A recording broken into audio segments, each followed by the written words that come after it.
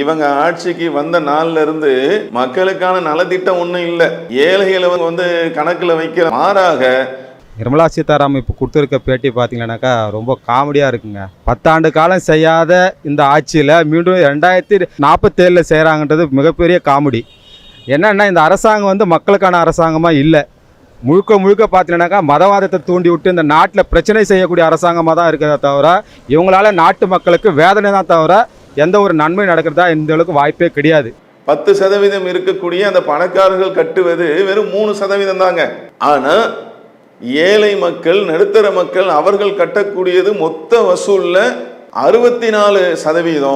ஏழை மக்களுக்கான ஒரு பட்ஜெட்டாக, ஒரு திட்டமாக இவர்களுடைய வரி சுமையை குறைக்கக்கூடிய ஒன்றாக தானே இருக்கணும். அஸ்ஸலாமு அலைக்கும் வரஹ்மத்துல்லாஹி வபரகாத்துஹு. அன்பார்ந்த சகோதர சகோதரிகளே, செய்தியும் சிந்தனையும் என்ற இந்த நிகழ்ச்சியின் வாயிலாக பல்வேறு அண்மை செய்திகளை நாம் தொடர்ச்சியாக பார்த்து வருகிறோம். அந்த அடிப்படையில் பிப்ரவரி 1ஆம் தேதி நாடாளுமன்றத்தில் ஒன்றிய நிதி அமைச்சர் நிர்மலா சீதாராமன் அவர்கள் இடைக்கால பட்ஜெட்டை தாக்கல் செய்திருக்கிறார்கள். அந்த பட்ஜெட்டுடைய தன்மை குறித்தும் அதில் ஏழை மக்களுக்கான திட்டங்கள் இருக்கிறதா என்பது போன்ற பல்வேறு செய்திகளை நாம் பரவலாக சமூக வலைதளங்களில் மக்களுடைய கருத்தாக, அதே போல முக்கிய தலைவர்கள் அவர்களுடைய கருத்தாக நாம் பார்க்க முடிகிறது. இதில் ஆரம்பமாக ஒரு செய்தி என்னன்னு பார்த்தீங்கன்னா, ஒரு நாட்டில் இந்த மக்களுக்கான பட்ஜெட்டு நாடாளுமன்றத்தில் இது போன்ற சபைகளில் தாக்கல் செய்யக்கூடிய ஒரு நிகழ்வு என்பது மக்கள் மன்றத்தில் மிகப்பெரிய ஆர்வமாக கருதப்படும். ஆனால் இப்போ சமீப காலமாக நம்ம பார்க்கக்கூடிய நேரத்தில் இந்த மாதிரி பட்ஜெட்டு நிகழ்வெல்லாம் கூட மக்களிடத்தில் ஆர்வம் குறைந்தது போன்று ஒரு நிலை வந்து நமக்கு காட்சி அளிக்கிறது. பெருசாக என்ன சொல்லிட போகிறாங்க என்பது மாதிரி மக்களுடைய மனநிலை. ஏன்னா அதற்கு ஏற்ற மாதிரி தான் இடைக்கால இந்த பட்ஜெட்லையும் ஆஹா ஓஹோ என்று நாங்கள் அதை சரி செய்து விட்டோம், இதை சரி செய்து விட்டோம், இதற்கு ஒதுக்கி இருக்கிறோம், அதற்கு ஒதுக்கி இருக்கிறோம் என்றெல்லாம் சொன்னால் கூட சாமானிய மக்களுக்கு, ஏழை மக்களுக்கான சலுகைகள் இந்த பட்ஜெட்டில் அவர்களை கவனிக்க தவறி இருக்கிறது. அந்த சாமானிய மக்களை கவனத்தில் வைத்து இந்த பட்ஜெட் சொல்லப்படவில்லை. பெரும் முதலாளிகளுக்கு வலு சேர்க்கக்கூடிய ஒன்றாக இருக்கிறது. இதுல 2047 இந்தியாவை புதிதாக படைப்போம் என்கின்ற ஒரு திட்டத்தை கையில எடுத்திருப்பதாகவும், அதை குறித்து மக்களிடத்துல சில செய்தி நிறுவனங்கள் கொண்டு போறாங்க. மத்திய நிதி அமைச்சர் சொல்லி இருக்கிறாங்களே, மக்களுடைய அந்த தகவல் என்ன அப்படின்னா மிக தெளிவாக சொல்றாங்க. அதாவது 2047 என்ன செய்யறாங்கன்னு அது இருக்கட்டும், இப்போ கடந்த 10 ஆண்டு காலமாக மக்கள் அவங்கள்ட்ட தான் ஆட்சியை ஒப்படைச்சிருந்தாங்க. இவர்களுடைய இந்த அறிவிப்பு என்பது ஏற்றுக்கொள்ளத்தக்க ஒன்றாக இல்லை. தேர்தல் நெருக்கத்தில் வந்துருச்சு அப்படின்னா இப்படிதான் ஏதாவது ஒன்று சொல்லுவாங்க. ஜோசியக்காரங்களாம் இருக்கிறாங்க பாருங்க, மக்களை ஏமாற்றக்கூடிய ஒன்றை அவங்களுக்கு தெரியாமையே செய்யறது. அவங்களாம் கூட பார்த்தீங்க அப்படின்னா நாளைக்கு இது நடந்துடும் சொல்ல மாட்டாங்க. உதாரணமா ஜோசியம் என்பது பொய், அது இல்லை. அதே நேரத்தில் அவங்களுடைய ஏமாத்து வேலை எப்படி இருக்கும்னு பார்த்தீங்கன்னா, நீ 5 வருஷம் கழிச்சு இப்படி ஆயிடுவ, 20 வருஷம் கழிச்சு உங்க நிலைமை இப்படி மாறிடும், நீ 50 வருஷம் கழிச்சு இப்படி ஆயிடும்னு சொல்லி என்ன செய்வாங்க. ஏன்னா அந்த நேரத்தில் சொன்னாங்கன்னு வைங்க, நாளைக்கு இப்படி ஆயிடும் அப்படின்னா அவங்க மாட்டிக்குவாங்க. மிக தெளிவாக மக்கள் கேள்வி எழுப்புறாங்க. கடந்த 10 ஆண்டு காலமாக கையில கொடுத்திருந்தோம். ஏழை மக்களுக்கு, பாமர மக்களுக்கு, விவசாயிகளுக்கு, படித்த அந்த பட்டதாரிகளுக்கு, வியாபாரிகளுக்கு, வெகுஜன மக்களுக்கெல்லாம் என்ன திட்டத்தை கொண்டு வந்தாங்க? ஒன்றும் இல்லையே. ஏன் 2047 போயிட்டாங்க என்பது போன்ற கேள்விகள். அது இல்லாமல் இப்போ உள்ள நிலைமை என்பது எலெக்ஷனுடைய நேரமாக இருக்குது. ஒரு 6 மாத காலத்தில் நாங்கள் இப்படி பண்ணிடுவோம், 3 மாத காலத்தில் நாங்கள் இந்த திட்டத்தெல்லாம் கையில் எடுத்திருக்கிறோம், அதனால் ஏழை மக்களெல்லாம் நாங்கள் என்ன செய்வோம், அவங்களுடைய வாழ்க்கை வளம் பெறுவதற்கு நாங்கள் இந்த திட்டத்தை கையில் எடுத்துருக்கோம்னு சொன்னால் கூட மக்களுக்கு என்ன செய்யும், ஓரளவாவது நம்பிக்கை வருவதற்கு வாய்ப்பு இருக்கும். ஆனால் என்னவா 2047 அப்போ தெளிவாக என்ன செய்கிறாங்க, அவங்களே பதில் சொல்கிறாங்க. இவங்க ஆட்சிக்கு வந்த நாள்ல இருந்து மக்களுக்கான நலத்திட்டம் ஒன்றும் இல்லை, ஏழைகளை கணக்கில் வைக்கல, மனசில் வைக்கல, மாறாக மதவெறியை தூண்டிவிட்டு நாட்டு மக்களை பிரிக்கக்கூடிய அதில் தான் இவங்களுடைய கவனமும் இவங்களுடைய சிந்தனையும் அதை நோக்கி தான் பயணித்து கொண்டு இருக்கிறது என்று மக்கள் என்ன செய்கிறாங்க, அவங்களுடைய கருத்தாக இது குறித்து சொல்கிறாங்க. நிர்மலா சீதாராமன் இப்போ கொடுத்துருக்க பேட்டி பார்த்தீங்கன்னாக்கா ரொம்ப காமெடியாக இருக்குங்க. 10 ஆண்டு காலம் செய்யாத இந்த ஆட்சியில் மீண்டும் 2047 செய்கிறாங்கன்றது மிகப்பெரிய காமெடி. என்னென்னா இந்த அரசாங்கம் வந்து மக்களுக்கான அரசாங்கமாக இல்லை. முழுக்க முழுக்க பார்த்தீங்கன்னாக்கா மதவாதத்தை தூண்டி விட்டு இந்த நாட்டில் பிரச்சனை செய்யக்கூடிய அரசாங்கமாக தான் இருக்கிறத தவிர இவங்களால நாட்டு மக்களுக்கு வேதனை தான் தவிர எந்த ஒரு நன்மை நடக்கிறதா இந்த அளவுக்கு வாய்ப்பே கிடையாது. இது வந்து தொடர்ச்சியாக வந்து பார்த்தீங்கன்னா இந்த பிஜேபி ஆட்சி என்பது மக்களை மீண்டும் மீண்டும் ஒரு மிகப்பெரிய வேதனைக்குள்ளாக்கக்கூடிய ஆட்சியாக தான் இருந்துட்டு தவிர மக்கள் முன்னேற்றத்துக்கான ஒரு ஆட்சியாக இது இல்லை. முக்கிய தலைவர்கள் அவங்கள வந்து குறிப்பிட்டு சொல்வதாக இருந்தால் நம்ம மதுரையுடைய எம்பியாக இருக்கக்கூடிய வெங்கடேசன் அவர்கள் பட்ஜெட்டை குறித்து வந்து பேசும்போது இது ஏழை சாமானிய மக்களுக்கு, ஏன்னா இந்த வரிகளில் எந்த மாற்றமும் இல்லைன்னு ஒன்று சொல்கிறாங்கல்ல, அதை பற்றி சொல்லும் பொழுது ஏழை சாமானிய மக்களுக்கு ஏற்ற மாதிரி இல்லை. இது வந்து பெரும் முதலாளிகளுக்கு, பில்லியனியர்களுக்கு, அவர்களுக்கு வளம் சேர்க்கக்கூடிய ஒன்றாக தான் இருக்குது.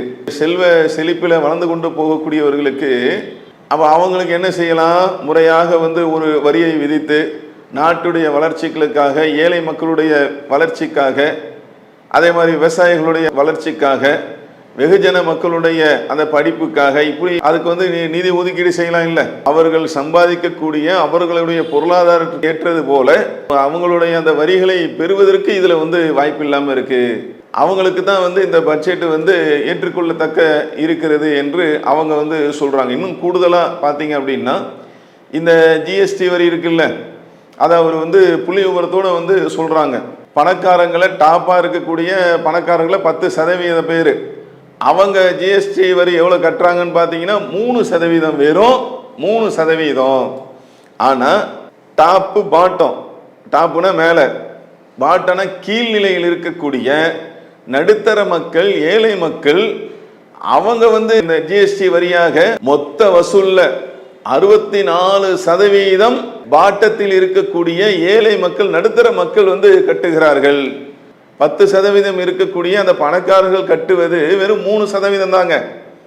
ஆனா ஏழை மக்கள், நடுத்தர மக்கள் அவர்கள் கட்டக்கூடியது மொத்த வசூல்ல 64%. அப்ப விஷயம் புரியுதா உங்களுக்கு? அப்ப இந்த நிலை என்பது மாறணும் இல்லை. இந்த நிலை மாறி ஏழை மக்களுக்கான ஒரு பட்ஜெட்டாக, ஒரு திட்டமாக, இவர்களுடைய வரி சுமையை குறைக்கக்கூடிய ஒன்றாக தானே இருக்கணும். ஆனால் ஏழை மக்கள் வலுக்கட்டாயமாக அந்த வரி சுமையை வந்து சுமக்கக்கூடிய ஒரு நிலையை வந்து ஏற்படுத்தியிருக்கக்கூடிய இந்த பட்ஜெட் என்பது இது வந்து ஏழை மக்களுக்கான ஒன்றா, வெகுஜன மக்களுக்காக ஒன்றா? நாங்கள் வந்து வறுமையை ஒழிச்சிட்டோம், 25 கோடி பேரை வந்து வறுமையிலிருந்து நாங்கள் வந்து மீட்டு எடுத்துட்டோம். இதெல்லாம் வந்து வெறும் வாய் சவடால் தான், இதெல்லாம் வெத்து பேச்சு தான், உண்மை கிடையாது. பொய்யை வந்து திரும்பி திரும்பி சொல்றது. அந்த அவங்களுடைய ஃபார்முலா ஒன்று இருக்குல்ல, ஒரு பொய்யை வந்து திரும்ப திரும்ப சொல்லி அதை உண்மை போல மாற்றுவது அப்படின்னு ஒரு ஃபார்முலா, அவங்க ஃபார்முலா அது. அதைத்தான் வந்து இப்போ வந்து செய்யக்கூடிய ஒன்றாகத்தான் வந்து இந்த பட்ஜெட்லேயும் இருக்கிறது. 2047 இந்தியா வந்து நாங்கள் வல்லரசு ஆக்குவோம் அப்படின்னத மக்களும் வந்து என்ன செய்யலை, அவங்களும் சொல்கிறாங்க. இப்போ 10 வருஷமா வந்து ஆட்சி வந்து கையில் தானே இருந்துச்சு, என்ன செஞ்சீங்க? தவறு. அவங்க ஃபைனான்ஸே ஒழுங்காக பண்ண முடியல, அது எப்படி அவங்க வளர்ச்சி பாதை கொண்டு போவாங்க? நாடு பின்தங்கி தான் போயிருக்கு தவிர மறுபடியும் வாய்ப்பு இல்லை. மேற்கொண்டு பொருளாதார வீழ்ச்சி தான் ஜாஸ்தியாக இருக்குது. அதனால் அவங்க சொல்கிறது வந்து அவங்களுக்கு வேணால் சாத்தியப்படலாம், மக்களுக்கு சாத்தியப்படாது. மக்களுக்கான நலத்திட்டத்தை வந்து இல்லாமல் பொதுத்துறை நிறுவனங்கள்லாம் வந்து தனியாருக்கு தாரை வார்த்து கொடுத்து இந்த நாட்டில் இருக்கக்கூடிய படித்த மாணவர்களுக்கு, பட்டதாரிகளுக்கு வேலை இல்லாமல் வந்து ஆக்கினது தானே மிச்சம்.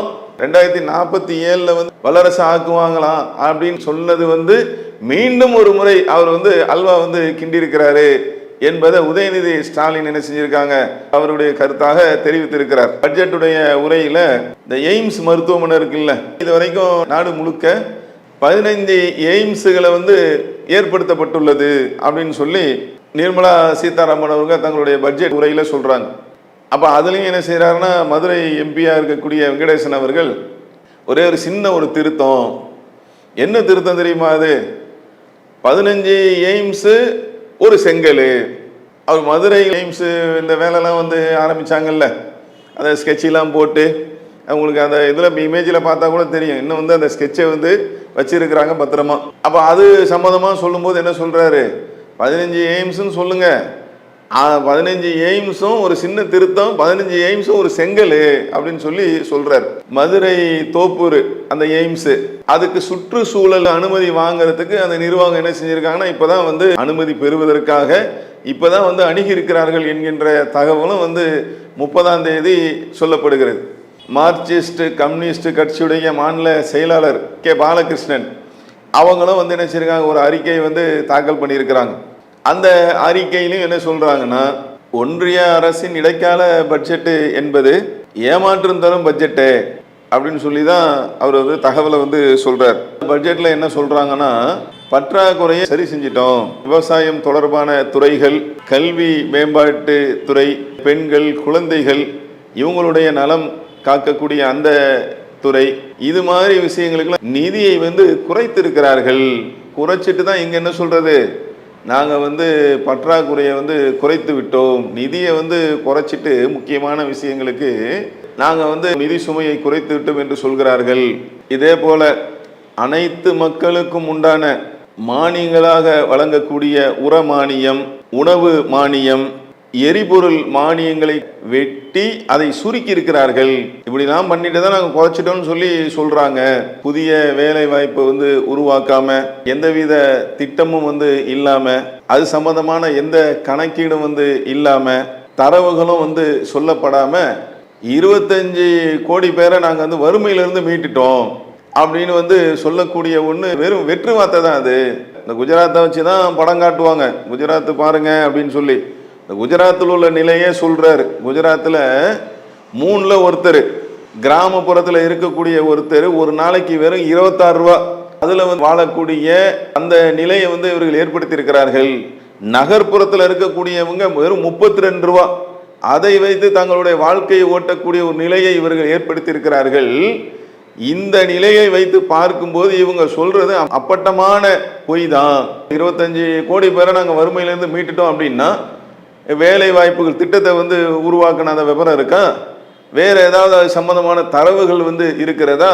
எந்த ஒண்ணுமே காரண காரியங்கள் சொல்லாம வெறும் வார்த்தையாக 25 கோடி பேரை வறுமையிலிருந்து நாங்க வந்து மீட்டு விட்டோம் என்று சொல்லக்கூடிய ஒன்று ஏற்றுக்கொள்ளும்படி இல்லை அப்படின்றதையும் சொல்றாங்க. வறுமை ஒழிப்பிற்கு எந்த விதமான புரோஜனமான எந்த ஒரு திட்டத்தையும் சொல்லாம அதை மறைக்கிறதுக்கு, மக்களுக்கு வந்து முகமூடி போட்டு காட்டுறதுக்கு, அதுக்காகத்தான் இந்த வார்த்தை.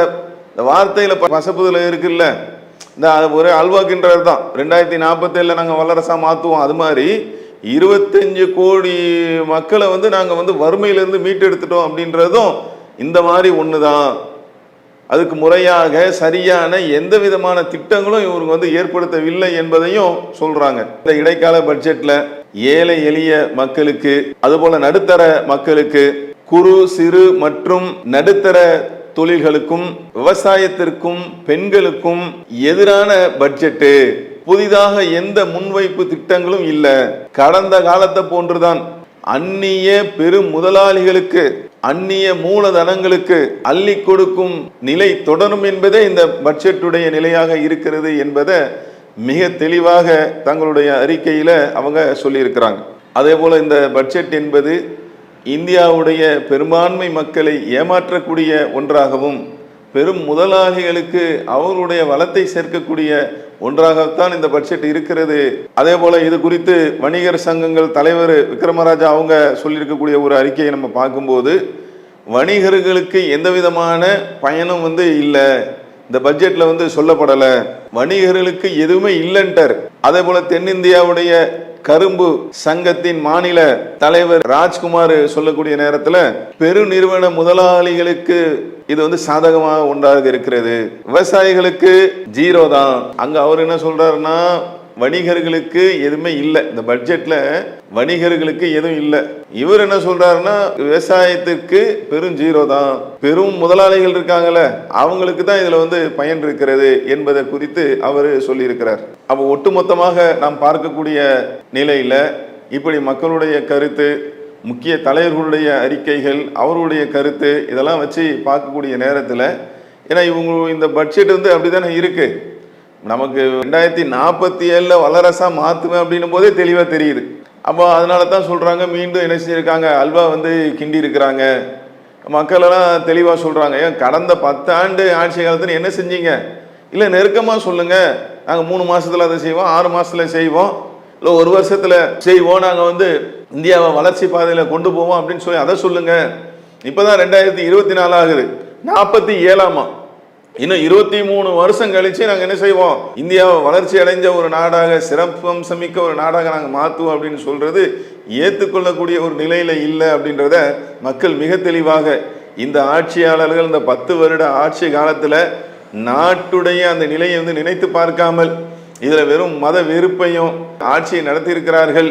வேற எந்த மக்களுக்கான நல்ல திட்டத்திலையும் இவர்கள் வந்து கவனம் செலுத்தவில்லை என்பதையெல்லாம் மக்கள் வந்து சொல்லக்கூடிய ஒரு நிகழ்வு.